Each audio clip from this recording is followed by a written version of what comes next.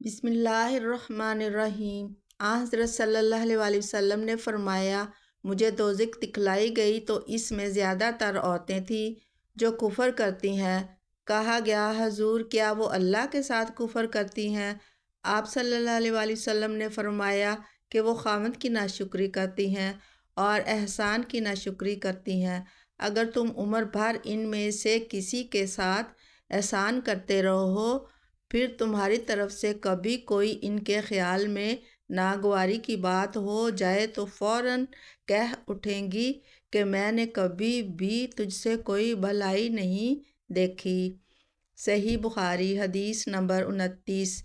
ایک آدمی نے رسول اللہ صلی اللہ علیہ وسلم سے پوچھا، کون سا اسلام بہتر ہے؟ آپ صلی اللہ علیہ وسلم نے فرمایا کہ تو کھانا کھلائے اور ہر شخص کو سلام کرے، خواہ اس کو تو جانتا ہو یا نہ جانتا ہو۔ صحیح بخاری حدیث نمبر 28۔